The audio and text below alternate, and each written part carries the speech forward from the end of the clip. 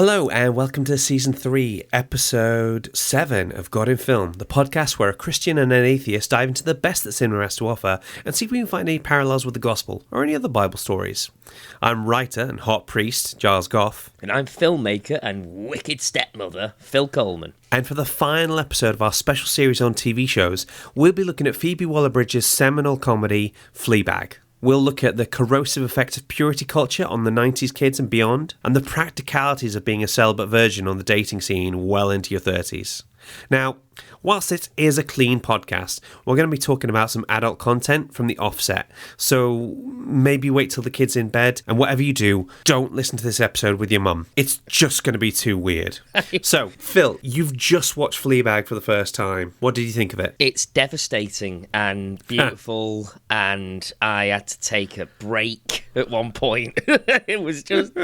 It's so well written and so human. There's so much humour in there, but also it's just there just to sort of hide how horrible and lonely life can be sometimes in certain situations. I just think it's absolutely brilliant. You can see why Phoebe Waller-Bridge is as sort of renowned as she is now for everything that she does. Absolutely. With writing like Killing Eve and that, and she even had a hand in writing the latest Bond film, didn't she? So you can see how she's like ballooned in stardom because she's incredible. Yeah, Phoebe Waller-Bridge is my absolute hero. I think she's fantastic. I've seen some of her other stuff, and they're brilliant. I watched Crashing, that was great. There's nothing quite like Fleabag, though. I think I agree with that. This is something else entirely, unlike anything I've ever seen. Absolutely. So now, let's kick off for the last time this season with Phil's Facts. Yay! But also kind of like, oh. So, Fleabag is a British comedy drama series created and written by Phoebe Waller-Bridge, based on her one-woman show first performed in 2013. Claire and Martin are the only members of Fleabag's immediate family whose names are actually spoken in scene. Fleabag, her dad, and her godmother are never addressed by their names on screen. Several prominent supporting characters, including the bank manager and the priest, are also never named on screen. Part of that comes down to the fact that it's so strongly within the female gaze, the fact that some male characters just don't ever get a name. There's one guy who she meets on the bus who she thinks looks a bit like a rat.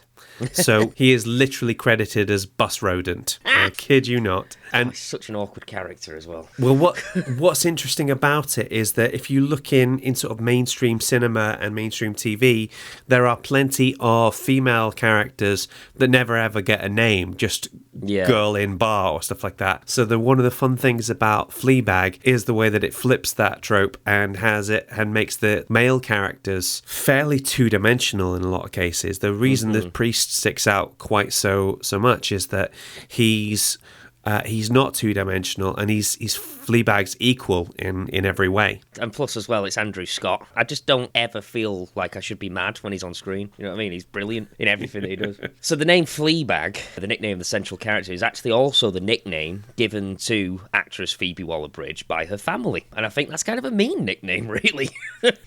I'm sure it was said with the utmost care and sort of respect. She's got a really sort of strong family connections. Her sister, Isabel Waller-Bridge, referred to as Izzo, did the music for it. I saw that. I thought that was really nice that she did that. And she says that there's some stuff in Fleabag that's just there for Izzo, which I thought was brilliant. There was also a fantastic thing that her mum said to her when she was starting secondary school. She said, "Now, darling, when you're starting school, you only really need to be good for the first term. And then once the teachers have got it in their minds that you're one of the good kids, you can pretty much do whatever you want." Oh, that's actually quite true. Something that really doesn't feel like it's that far from the truth in a lot of ways. Really, really is not. I can confirm. Fair play, fair play. In December 2019, former US President Barack Obama included Fleabag Season 2 on his annual list of his favourite books, movies, and music of the year, as a subsection under films of TV shows that I considered as powerful as movies. During the first season, in the show's pilot episode, President Obama actually had a highly memorable, comic, and inappropriate cameo. Fleabag watches archive footage of one of his speeches on her laptop, which inspires her to have a private moment with herself, which in turn causes her boyfriend Harry to storm out of the apartment. So when Fleabag won the Golden Globe for Best Comedy or Musical Series, Phoebe Waller-Bridge mentioned Obama in her acceptance speech. Personally, I'd like to also thank Obama for putting us on his list. As some of you may know, he's always been on mind. And if you don't get that joke, please watch season 1 of Fleabag really, really quickly.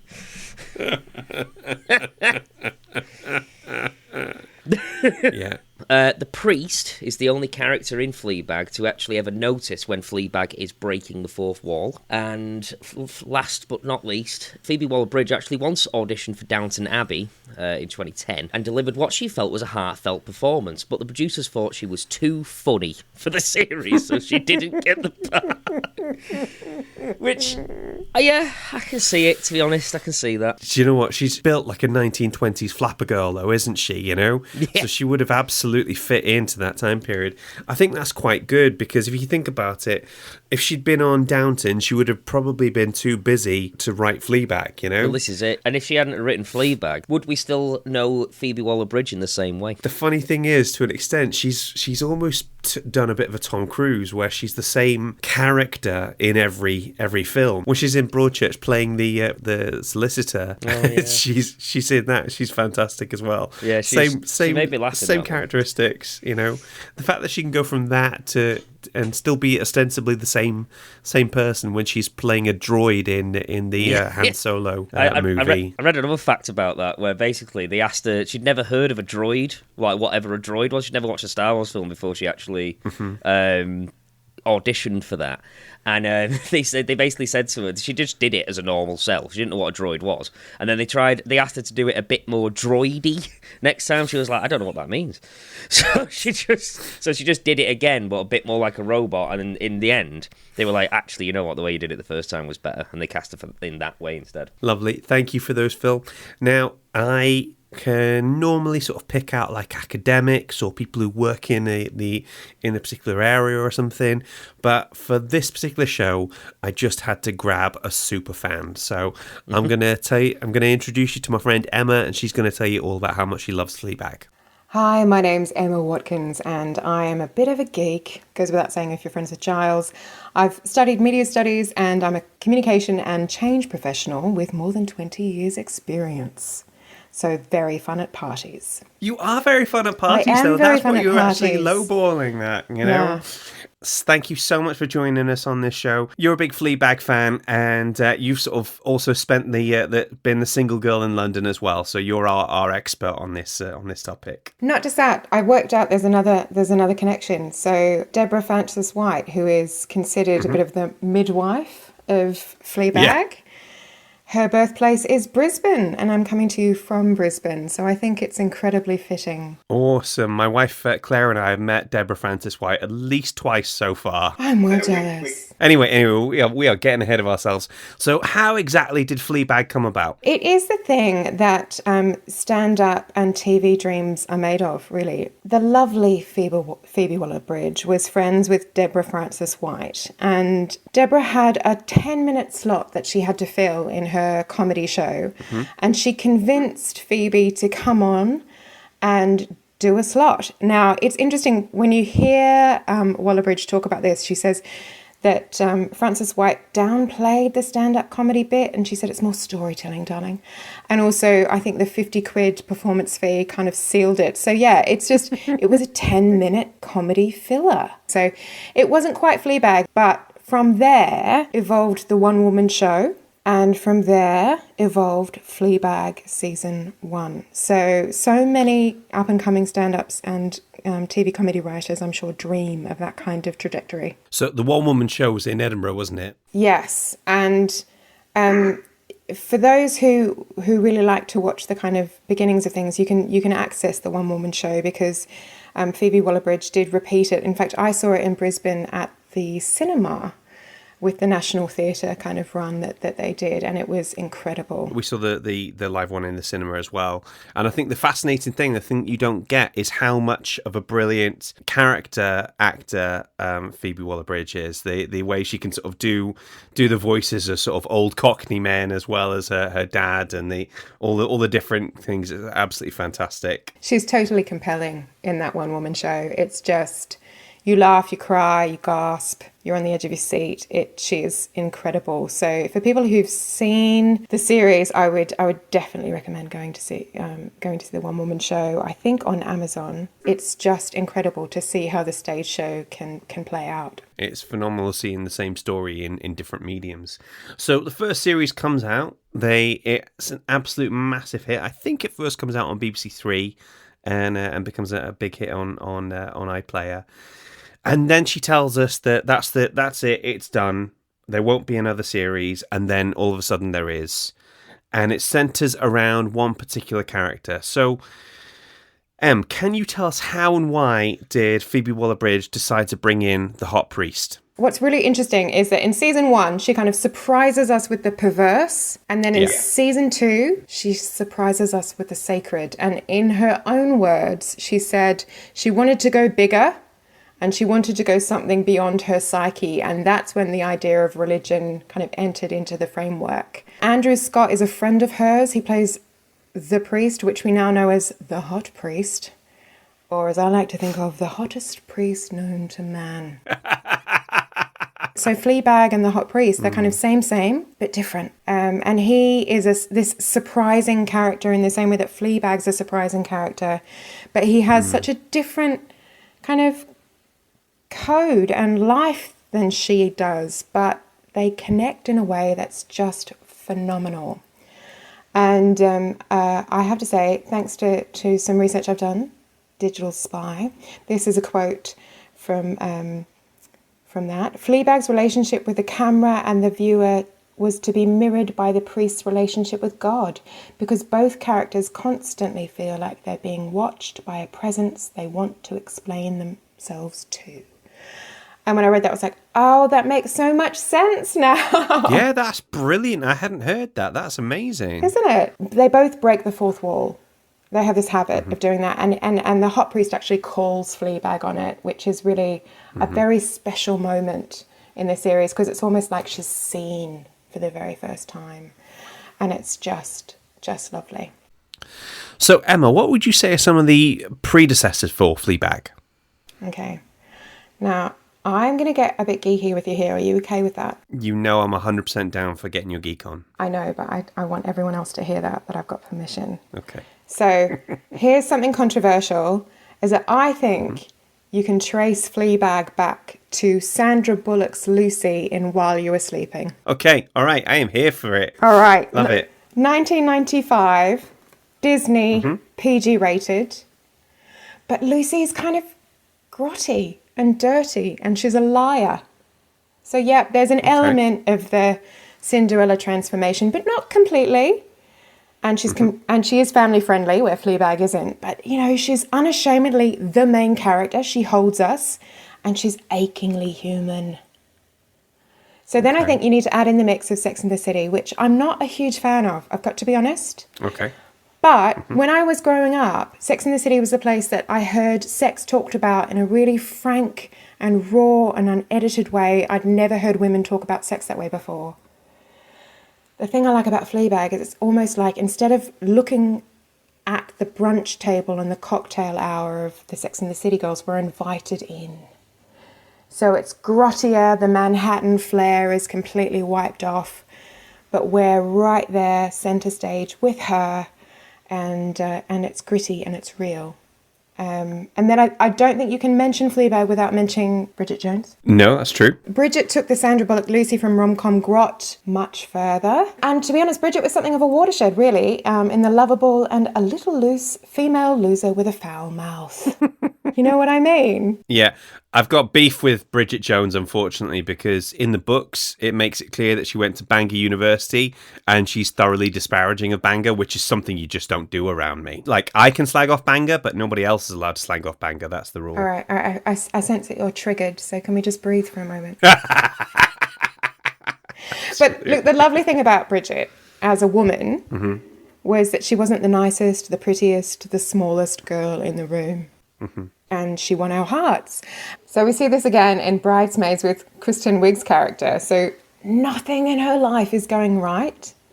She's not even particularly likable, to be honest, and she eats her feelings. So she kind of takes this kind of grotty loser further.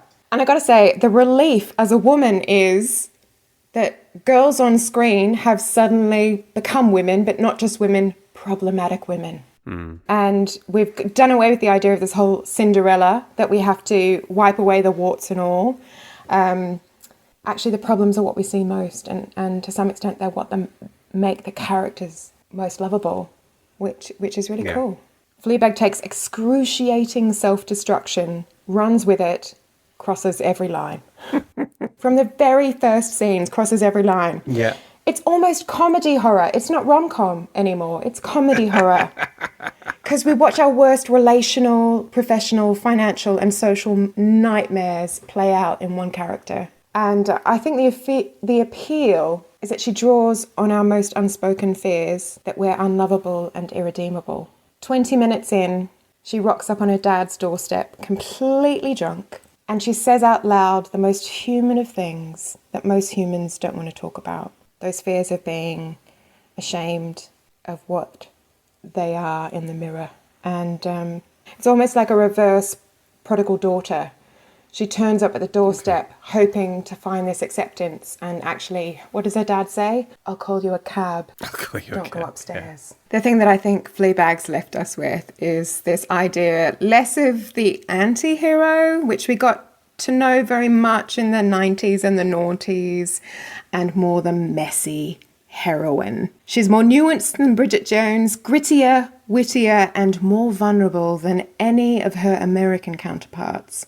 Yeah, listen, Em, thank you so much. It's really lovely to talk to somebody who is as passionate about this show as I am, and who can see it from so many different sides I'm missing. Oh, it's been a pleasure. Thanks, Charles. So, Phil, that was Emma. What do you think? Well, the commitment for her to beam in all the way from Brisbane was rather nice, you know, and I think my favourite thing about that is where she compared the priest and Fleabag in the way that they both talk to entities, like whether it be the audience or God, that other people can't see. Absolutely. I just think that just blew my mind. I was just like, oh my God, obviously. Do you know what I mean? Like, I was like, that's why they're so similar. Awesome sauce. Now, for the final time for this season, it is time for Finding the Faith in the Film. Da, da, da, da, da, da, da.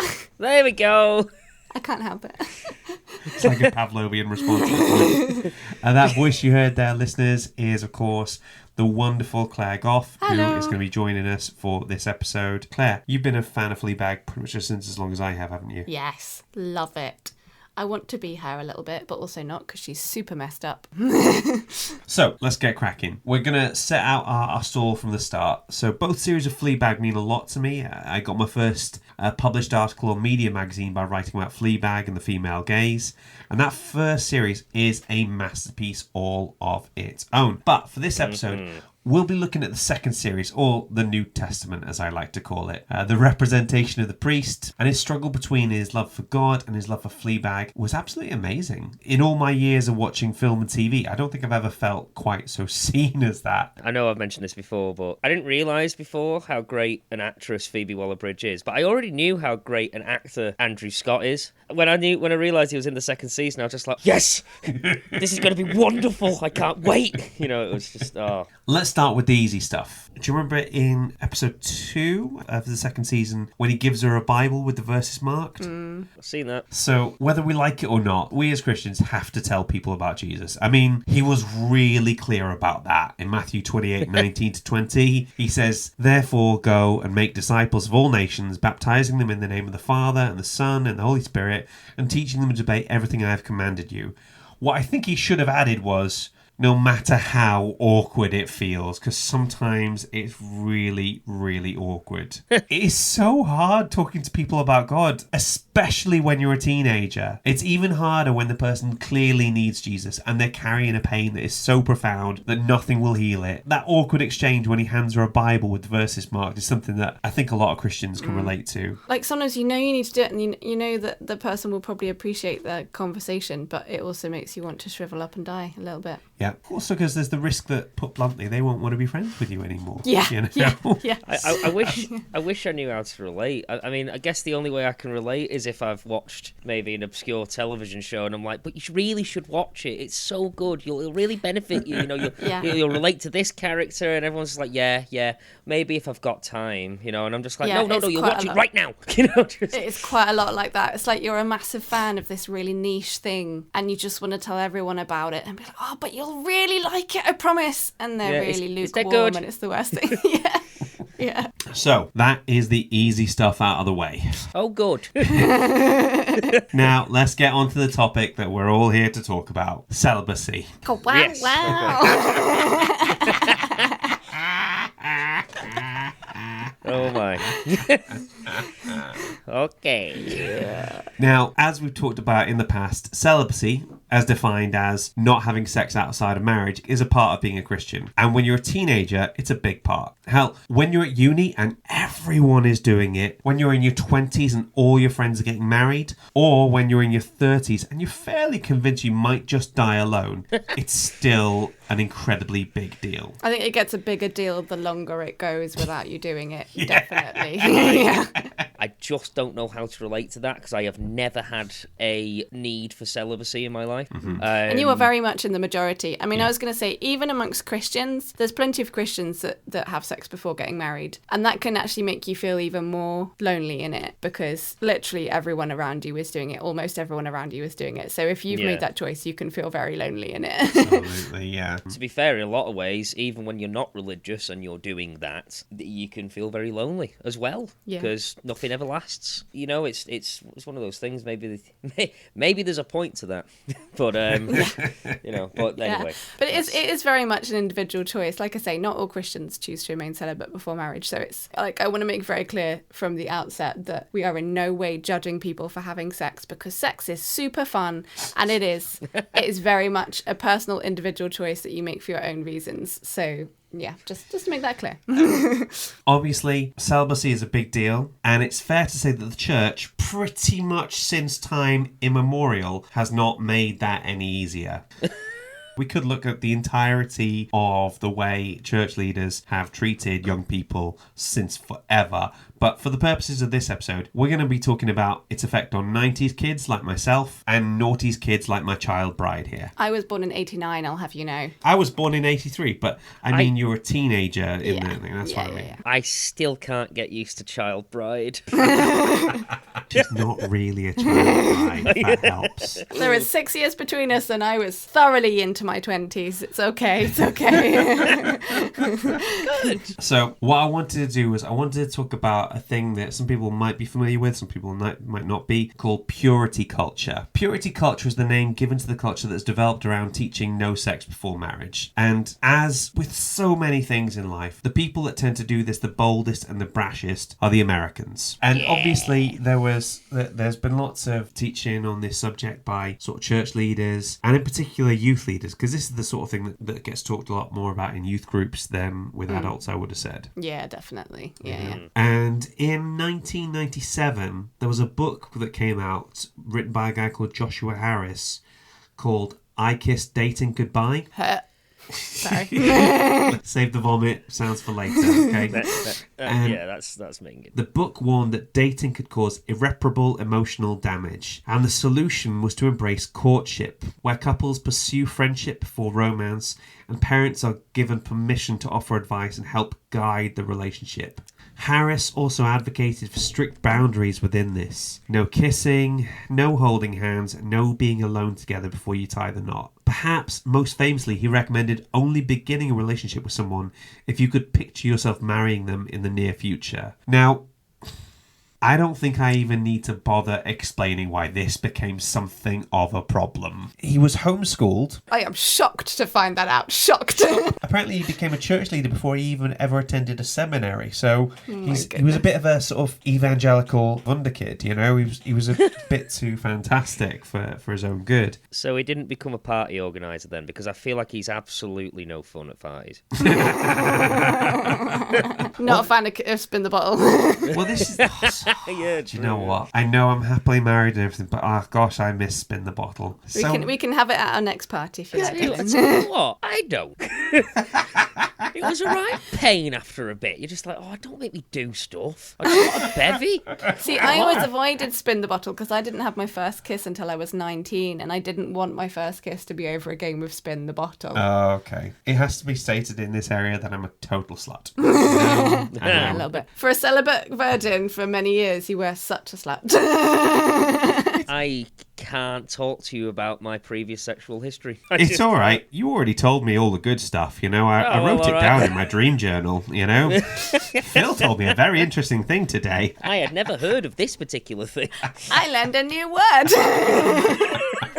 So, as you can tell, this kind of approach to courtship and stuff was pretty much used to sort of beat a lot of kids over the head with, and it really kind of messed up people's approach to dating. There's a lot of misogyny that gets mixed in with it as well. I don't know if you remember the singer Jessica Simpson. She was probably one of the most famous people who wore a purity ring. You know, those little rings. I know of purity rings, and I'm aware of that sort of the use of them. So the purity ring was almost like a ring you wore to show that you were not going to have any sex before marriage. And it's interesting to know, as you say, that Josh Harris denounced I Kiss Dating goodbye, and he sort of apologized to people. He went to a seminary up in Canada to sort of deconstruct his face.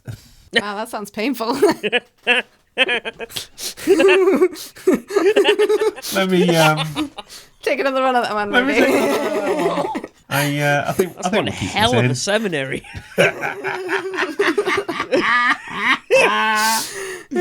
Well, take another go at that. He went up to Canada to attend a seminary where he would deconstruct his faith, and sadly, he no longer identifies as being a Christian anymore, which is really quite intense. And I think the problem you have with this is that if you're a teenager, hell, if you're a person, you've got a sex drive, or I should say most people have a sex drive, and if you're telling teenagers that they just can't have that at all, then you're pretty much inviting your teenagers to lie to you. And it's like abstinence only sex education. It just doesn't work, and it just causes more problems. And I mean, with things like this, it just perpetuates shame and makes people feel so much shame around sex, which, you know, makes abuse more likely and compounds the damage that it does, because you know, if people feel incredible shame around sex, then they're not going to open up about something that's happened to them in that area because of just the intense shame and embarrassment that surrounds it, and it is incredibly damaging. And then when you do go on to try and have a sexual relationship, you just associate sex with shame and sin and wrong, and to go from having basically being told that you're not allowed to think about sex, you're not allowed to kiss someone, you're not allowed to hold their hands, you know, you don't think about them in a sexual way, to then suddenly have a full-on sexual relationship, it is gonna screw you up. And also, if you imagine the Americans, where it's like, let's start popping out kids as quickly as possible. I find it all very frightening because, like, it's imagine the trauma, the mental trauma that it causes. Have you to heard? Either be like, get married right now and have sex, or never have sex until you're married because you'll die, or something like that. And it's just like, dude, like, that's a lot for a developing mind. You know what I mean? Have you ever heard the paper metaphor? No. Or the chewing gum metaphor? Oh, so gross. So the thing that they would get you to do, I don't think I had this specifically, but I heard of it, was you'd get a sheet of brown spanking white sheet of A4, and then what they'd get them to do is they'd crumple up the paper, you know, really sort of scrunch it into a ball, and then they would unfold it back out again, you know, and like flatten it down as much as possible. Then they'd hold it up and you'd still be able to see all the crinkles and the creases, and they'd say no matter how much you tried to sort of like flatten it out or to sort of iron out or anything, it was no longer perfect. I hate that. It's gross. It's gross. And another one that I've heard is that, you know, someone that has lost their virginity is like a piece of chewing gum that's already been chewed. Isn't that nasty? I think I hate that more because it's just vulgar. Just disrespectful to a human soul. Do you know what I mean? You imagine what that does to you, the way you feel about yourself inside and your self-worth. It's putting all of someone's value onto their virginity, which is ridiculous. And that's basically what all of history has done to women, is to say your value is in your virginity. And once you've had sex, then you're not really worth that much anymore, especially if you've had sex outside of marriage. It's very, very obviously wrong. Yeah. And the other aspect to it is that it has no room in it for anybody who has been sexually abused. You know, if chances are if they've been abused, they already feel bad, they already feel shame, and the sense that you can't then come out and talk to your church leaders, who should be the people that you should be able to feel safe talking to them. It creates that barrier. Yeah, and I also, celibacy is something that you can still choose after having sex. Like we see Fleabag do in season 2. She's choosing to abstain for her own well-being. She's not doing that anymore, in her own words. That little bit where she doesn't, no, I don't do that anymore. And the sister goes, really? Yeah. Really? Are you ill? And that choice is just as valid as someone choosing not to have sex, you know, who has never done it. That's just as valid. You're not ruined after you've done it once, like a lot of Christians would have you believe. I read a book about this from a girl who was, well, she thought she had sex, but actually it was rape. She was coerced. She just didn't appreciate it until a lot later. But she'd grown up in that culture, and for a long time she felt really screwed up about it, and she felt like she was damaged and would never be the same again. And actually she realised that purity and celibacy has nothing to do with what you've done in the past. It's to do with your current state. Hearing about the way that, you know, a sort of community that you feel like that you're supposed to be able to trust, like full of people who you're meant to be able to go to, it just makes me feel rotten. It makes me feel really sick and dirty. I can't understand how someone can do that and also sleep at night. It doesn't make any sense to me. The thing about celibacy, and the thing I keep coming back to, is that it has to be your own choice. You absolutely can't enforce it on anybody else, you know? To come back to The West Wing, there's one scene where Toby Ziegler has to tell the President Bartlett that he's managed to get his ex-wife pregnant, and she's pregnant with twins. He was unsure about sort of telling the President because it's sex outside of marriage, and the President is Catholic. And President Bartlett just goes, "It's my religion, Toby. It's not yours." You know, you don't. I hold myself to this standard. I'm not going to hold you to that standard as well. That doesn't mean I'm better than you or anything else like that. I'm not going to go around judging everybody else because they're doing something different to me. Yeah, I think that's a true human and fair way of doing things. The frustration is also links with this idea that one sin is worse than the others, and we've talked about this in the past. The idea that no, no, it isn't. Like, they're all just as bad as each other. Sex obviously can come with consequences, unwanted pregnancies or STDs or anything like that. But that's why it's really important to teach people about safe sex. You know? Yeah, 100%. Yeah, absolutely. And I mean, we know already that abstinence-only sex education does not work. No. You're going to be much more successful at preventing problems and unwanted pregnancy and STDs, etc., by giving a good sex education. Yeah, education is the key to knowing how to be safe at the end of the day. Like, if you just say don't do it, then people are going to be like, you can't tell what to do. Yeah. You know what I mean? There was one book I read as a teenager, which was called Sexy But True Love Waits, by John Bicknell. It was really helpful. It was really fun. Managed to take the whole topic and deal with it with a fantastic sense of humour. You know, it was saying, like, church leaders get really twitchy about trying to guide young people through what's acceptable and what isn't. They might say something about how you're not meant to touch a girl upstairs in the upstairs area. You're definitely not meant to touch her in the downstairs area. So what? Kids are going to end up thinking that they can only make out if they're on the stairs. You know? That's quite good. I like that. It had this whole section devoted to how to hide those unwanted erections, which was hilarious as well. I mean, and super helpful for a teenage boy. And it came with like a little sort of like credit card on the front of it, not an actual, like a credit card style card with Sexy But True Love Waits, which you could keep in your wallet. It's like the purity ring, but obviously you're keeping it in your wallet, so it's a reminder for yourself, but it's not necessarily for everybody else. You know. Anyway, that sounds a lot nicer. It was very British, you know. To bring it back to Fleabag, because that's what we did name the episode about, we're going to talk about the scene in the confessional. She's turned up at his church late at night. He's busy listening to Jennifer Lopez, Jenny from the Block, you know, he's trying to chill out, and she turns up, they get to talking, and he convinces her to go into the confessional. And it's at that point where she starts to really open up to him, and when it looks like she's completely sort of broken, he says, "Kneel." And then the next shot, it's all about the camera angles and the sort of the music there, because he pulls the sort of the curtain back, low angle, making him look super powerful, and then the of the music. Yeah, I mean, this scene is problematic in a lot of ways. ways, but still, when he says that word Neil, it does do a little something to me. I've got to be honest. It's Andrew Scott, after all. Give me a break. Class, do you want to talk us through a bit more? Because I knew that was something that was on your mind. Yeah. So this scene made me quite uncomfortable. He gets her to really open up. She's in a very vulnerable place emotionally. She goes to the church looking for some kind of support, or even just to go and pray or something like that. And she actually opens up to him in the confessional, and it's a massive deal. And she's not even really looking for anything from him apart from maybe some emotional support. And he completely takes advantage of her, I feel, in that moment. Yeah.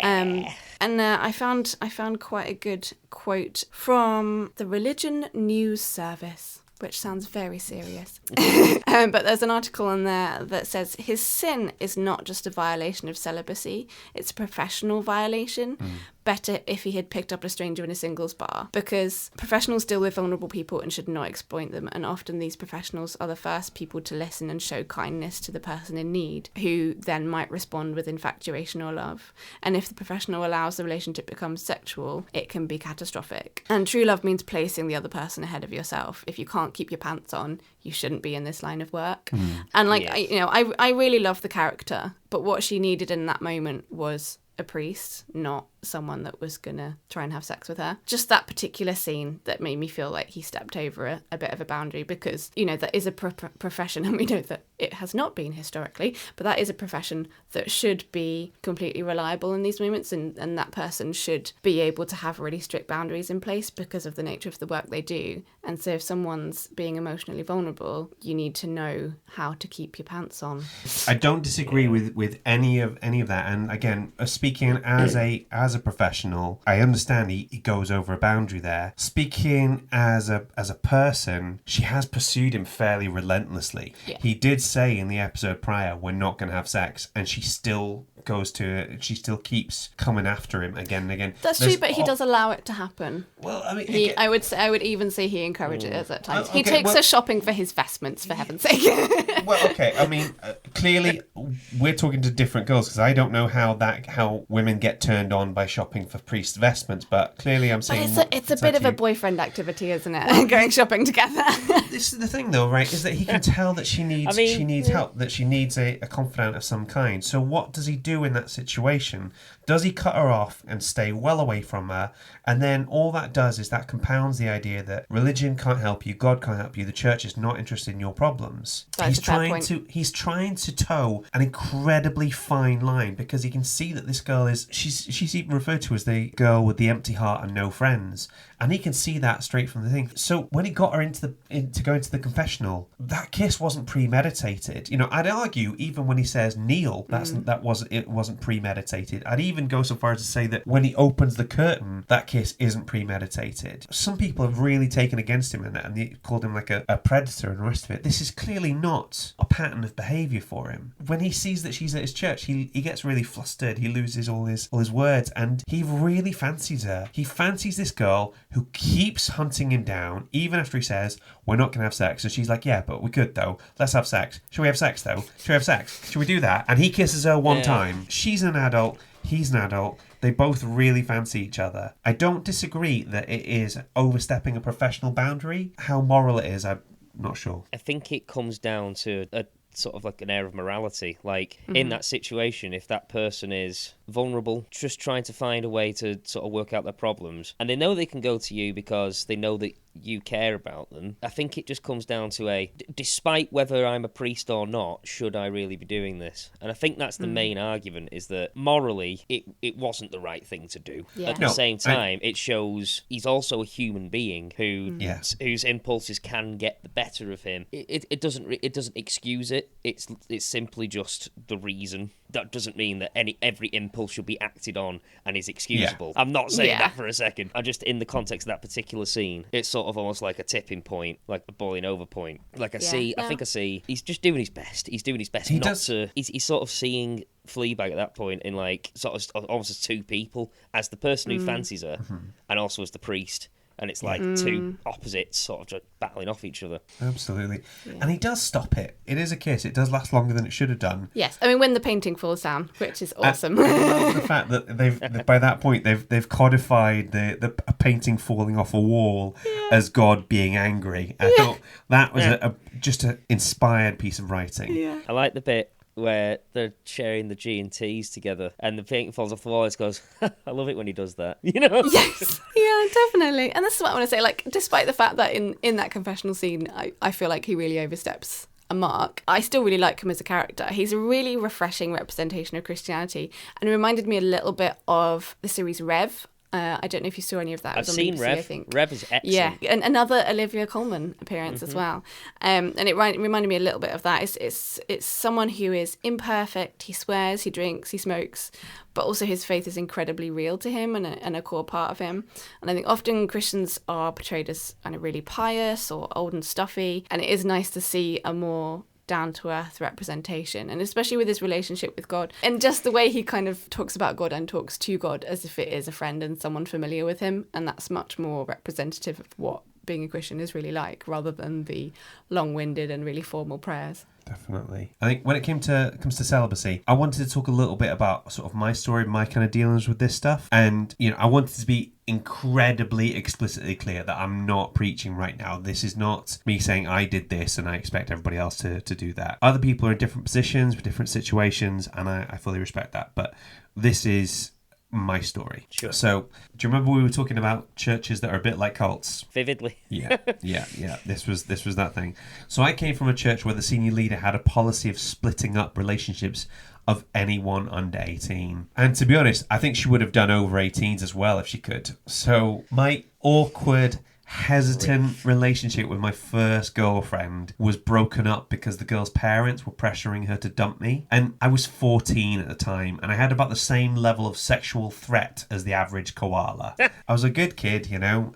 We would have ultimately broken up pretty soon under our own steam, but they absolutely did not need to interfere. I've got so many issues with that. So, like, I was a late developer when it came to dating. That is to say that whilst I was into girls since I was 10, girls would not touch me with a 10-foot barge pole. So the whole celibacy thing was actually a pretty good cover for the fact that I was kind of rubbish with girls. Do you remember what I said about, it's like saying, I'm sorry, I'd love to have sex, but I can't because I've got a note from my deity.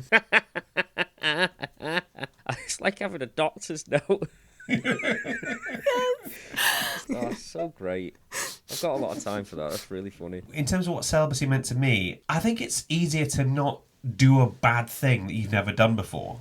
Like, I'm pretty sure, Phil, that you've never committed any electoral fraud. Not that I'm aware of, or consciously like, done. It's easier to stop yourself from committing electoral fraud in the future if you've never done it in the first place. Well, yeah. So that was the same thing for me when it came to celibacy. You know, I'd never had sex, so it was one of the easiest options of things to not do, if you like, you know? Yeah. I always felt that if you were going to be a Christian, you needed to show the world that you were different in some way or other. So at uni, in a culture where virtually everything is permissible, being celibate felt like a radical act. Do you know what I mean? You know what? I see that. I do respect that. I think that's an interesting way to separate yourself from other people and an admirable one. So we've talked in the past about how if you love someone, you're willing to give things up for them. Mm-hmm. Now, considering that some people feel called to give up their creature comforts and become missionaries, or in the Old Testament where Jewish men would have to get circumcised as a sign of their devotion to God, I kind of felt like I was getting off light on this issue. Do you know what I mean? I want to keep all my bits, all my pieces. You know what I mean? I feel like the Lord sort of brought me into this world with all the parts that I would be needing, you know? Yeah, I don't want to cut anything off, thank you. No, yeah. Let's keep all that where it's meant to be, shall we? Don't touch my willy. Please, no one, just stop. Weird, because "please touch my willy" is Phil's normal chat-up line. Yeah, hello. Hiya. Oh, God. Hiya, love. You're dead nice. I can't even do that. Anyway, there was a weird side effect to this, though, and I don't know, Clash, I don't know if you came across anything like this, but when I would meet a girl who was attractive, interesting, and a Christian, your brain would go into overdrive. Marry them now. Yeah, Do it now, quick. I'd be sort of going, oh, she's cool and she's interesting, and we could share lifts to church and stuff in the morning, and all this stuff would be buzzing through your head. Actually, it's very stressful because I'd actually forgotten about this, which is really nice and relaxing. But before you get married as a Christian, like if you're getting a little bit desperate, like, you know, as soon as you walk into like a Christian event or a new church, you're scanning the room for any potential marriage material. 100%. And it's embarrassing, frankly. Yeah.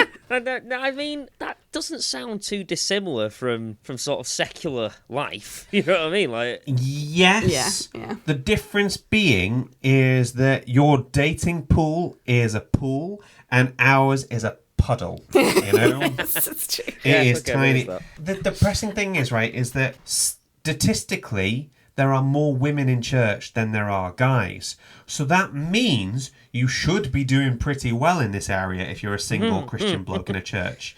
So when you're not, when you're in a church where it's got like loads of good, attractive looking Christian girls and none of them are interested in you, mate, that is a blow to the self-esteem like nobody's On the business. other hand, when you're a Christian woman, there are literally not enough men to go around. So it is entirely reasonable that you might just end up alone because there aren't enough. Yeah. That is a terrifying prospect. Yeah. Well, I mean, I got to 32 and I was still a single celibate virgin, and you were not. So You were being saved for me. Yes. Yeah. Well, the flip side to you it guys as are well. adorable. I really like you. The flip side to it as well was that sooner or later in a conversation, celibacy would come up with non-Christian girls, and I can't help but feel that some of them sort of took it like a challenge. And in a way, because you weren't going straight into marriage mode when you sort of talk to these girls, you got to relax around them more than you would the girls at church. So ironically, you'd end up getting closer to them, and this would happen to me time and time again. And because you weren't trying to get in their pants, they also felt safer around you. As a result, you ended up becoming a lot more emotionally and, let's be honest, physically intimate with people you didn't have a chance with, because your USP, your no sex before marriage, didn't mean anything to Christian girls because that was the standard for them. Okay, yeah. So it was really tricky. I mean, we've talked about being equally yoked in the past, which for my purposes meant not dating anyone who wasn't a Christian. That was always an important thing. But when I was 19, I fell very much in love with someone who wasn't a Christian. That young woman was there for me when my parents were getting divorced. Yeah. You know what that's like. It's that you're an absolute wreck. You're an absolute mess, you know? Yeah, it's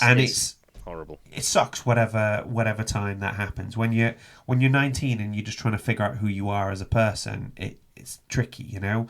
Like, she'd let me sleep on her floor and she didn't know what to say to me, so she'd just sort of try and ply me with gin to cheer me up, you know? An excellent idea. And that's not a bad way of doing things, to be fair, you know? Yeah. She always looked after me, you know? Obviously, we eventually broke up because my faith and her lack of it sooner or later proved to be insurmountable. And we've mentioned this in the past. It's not some complex fuzzy thing. It's about like, how do you see life and the world and everything. And if your two views are different, it's not going to work. It's like, how do you make it work with somebody if you want kids and they don't, or vice versa, you know? That's problematic, like, because I've always wanted to have a kid. I'm not sure I could have the same relationship with my wife that I do if we didn't both eventually at one point want to have a kid. That would be hard. So in that area, we weren't right for each other for a number of reasons that would have broken us up sooner or later, but the fact that it was over faith felt like quite a noble reason. Do you know what I mean? And I think because of that, I think maybe that helped us to transition into being lifelong friends, because it didn't go on any longer than it should have done. She helps you with your taxes now. She's lovely. She does.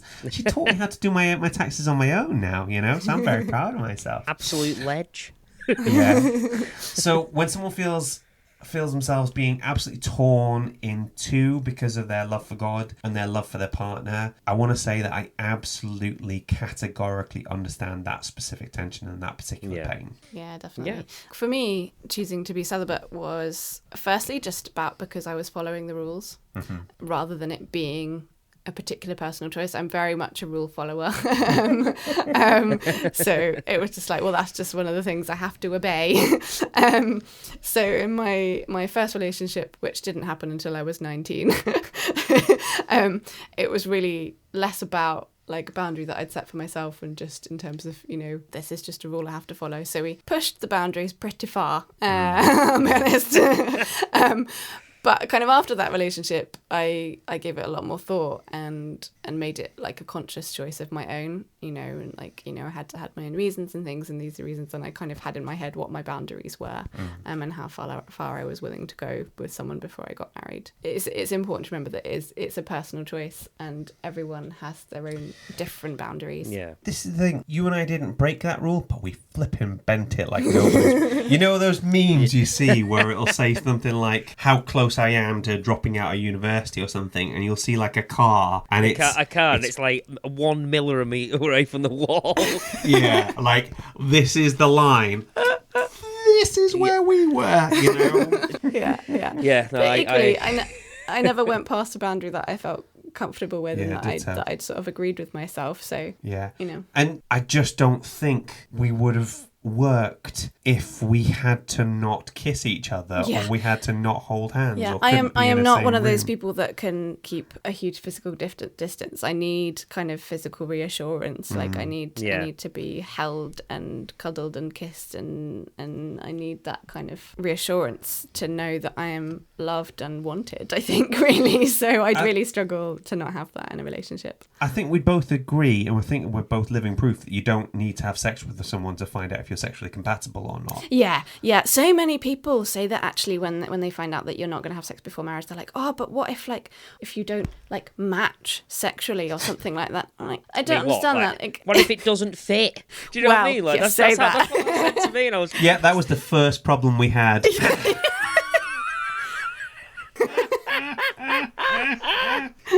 Things I didn't need to ever know. So we eventually got there on like night 5. It's fine. That's great. I'm so glad you guys got through that. Oh my god.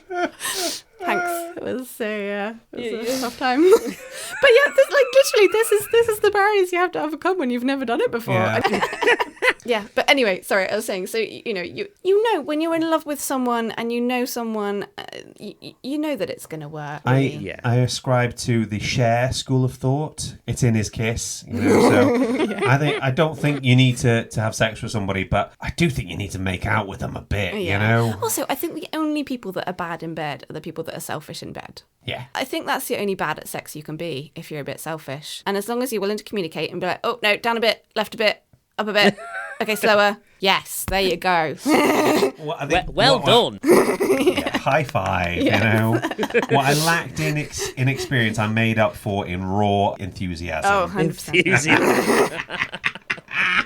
Do you have anything else you want to talk about, Dan? I had one final point I wanted to make, which is the fact, just kind of addressing the fact that they do have sex. And I totally get why they did it. Like, the relationship between them is amazing, it's intense, the chemistry is fantastic. In some ways I would have preferred it if they'd not slept together, because often in TV and film, in most stories, people end up having sex even when they say they won't. Like, people always end up cheating on their wives and girlfriends and boyfriends and husbands. And I know that a lot of people have affairs, but I don't find it especially convincing. It's like it's portrayed as inevitable when two people are attracted to each other that they're going to have sex. And it is possible to hold boundaries and make a choice not to cross them. And sometimes it's shown as if it's not a choice, that people can't help themselves. And I think that plays into rape culture a little bit, that sexual desires are in some way uncontrollable. Yeah. That whole kind of leading a man on thing. It's like, it's not as if he can't control what he does with his penis. Yeah. I've never understood when people describe it as an accident when they sleep together. Like, did you fall over and land inside her accidentally? I'm sorry, I tripped and I fell into her. I didn't mean it. Yeah, like, it's not an accident. There are a lot of Yeah, there are a lot of points between kissing someone and having sex where you can make a choice to stop. It's beyond that. It goes earlier than that. My friend, do you know what? I'm not going to say his name because there's certain things. Yeah. His wife cheated on him. They got married. He was 21. She was 19, and she cheated on him shortly after she graduated uni. And the phrase he used was, "There's a lot of checkpoints between a hug that goes on too long and having sex in the back of someone's car." Something that I've thought about is that nothing can happen and it can still be a problem, you know? And I kind of feel like, in the same way that my celibacy was a mark of my Christianity, I feel like being a good husband to you is the mark of my Christianity going forward, you know? It's the thing I'm going to, being a good husband to you, being a good dad to Riley, that's what people are going to measure me on. And there's those times where you don't stop fancying other people. You don't stop liking it when other women show you attention, you know? Of course, yeah. And when you get the message from them, you get a little bit of a buzz. And it's just being able to kind of sit yourself down and say, okay, come on now. I think How do you think this is going to end? As a married man, there's a great satisfaction in being able to be, but no, I am married. I've committed myself to this woman, and that's a promise I've made, and that's something that I will uphold. There's something about that just feels fulfilling and gratifying to me. I think it's a sign that I definitely have found the right person, for one, but also it's a sign of integrity. Well, you're never going to stop wanting to get off with somebody new. Yeah. So because this was the longest relationship I've ever been in, and because you had that sort of, I really can't think of a better way of saying it, like a hunter mentality of sort of like meet someone, get to know them, get to all the rest of it, you know? And that doesn't go away straight away, you know? So yeah, kind of your instinct to search for someone is still there. It's still there, especially after when you've been doing it for like 20 years or so, you know? So I was like, okay, Giles, look, you can't get off with somebody else and be faithful to your wife. These two things are antithetical. You literally have to pick one, and that's it. I've always had this belief that, it's a quote from somewhere in the Old Testament, you know, that which is done in darkness will be shouted from the rooftops. These things, even if you keep it a secret, well, first of all, it's probably not going to be a secret, because it literally involves another person. You can't control that much. And also, it would mean that our relationship isn't as special as it once was. That would kind of kill me. Do you know what I mean? Yeah, definitely. Yeah. And, you know, like Phil says, there's a real satisfaction in being faithful to someone. Yeah. And it's putting your long-term contentment and joy over short-term fulfillment of your desires. The thing that works for us is kind of making it into a joke. Yeah. Where you'd say something like, "Oh, she clearly fancies you." Yeah. You know, it's like, "Oh my God, she was just all over me. It was embarrassing." You know. I think both me and Elise made an agreement at one point that if it was for the good of our family, if one of us had to sleep with Jeff Bezos so that we could be rich, then clearly it'd be for our family. Yeah. You know. Okay, that finishes our finding the faith in the film. Weirdly.